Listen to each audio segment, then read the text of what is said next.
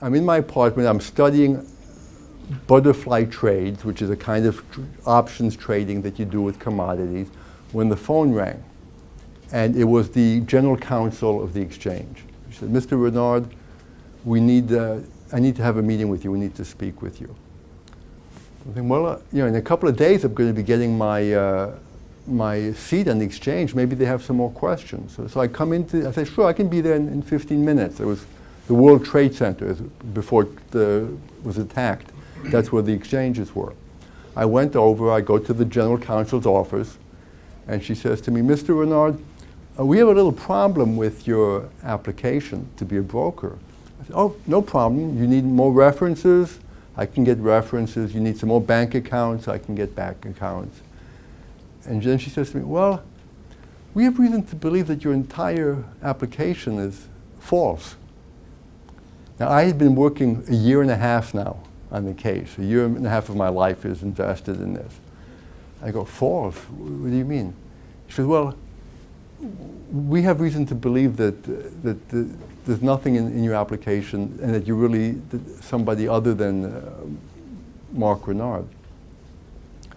And I said, well, this is absolutely ridiculous. I've never been accused of being someone else other than who I am, so I don't know how to respond to you. But I am Marc Renard. I'm waiting to get my brokerage license, and I'm ready to go. So please, let's just move this forward.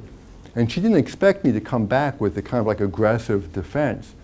So she said to me, well, Mr. Renard, could you come back in a half hour?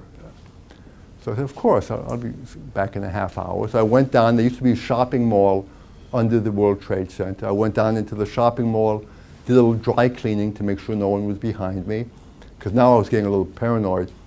And I called my supervisor, Craig Dotlow, and I said, Craig, I think we've got a problem here. He said, well, go back, see what you can do. I'll start setting the alarms.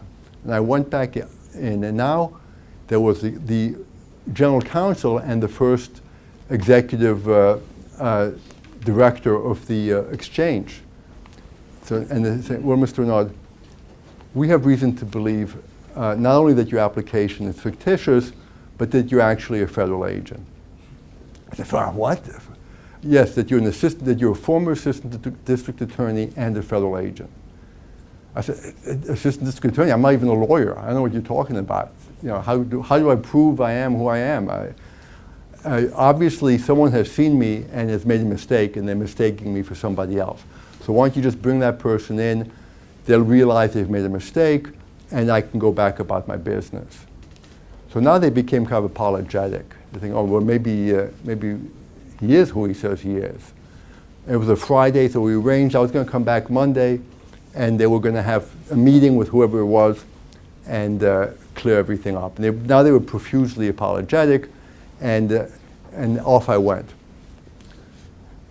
I called Craig. I said, listen, let me bluff it out, because who knows, maybe someone who I don't know very well or thinks they recognized me, but maybe when they get close up, if I'm aggressive enough, they'll back off. But what happened was my college, which I'd put down as a fictitious college, and some other places started getting phone calls. The DA's office got a phone call saying, did the Marc Renard Ruskin leave the DA's office to become an FBI agent? And it turned out that, to make a long story short, that I was burnt, that they had, that the case was over. So the advantage to me, they pulled me out. It was the end of the case. And there were other problems with the case as well, which those of you who read the book will get in greater detail. But for me, it had been a great learning experience. And since in those days, there was no undercover school, ComCore was my undercover school.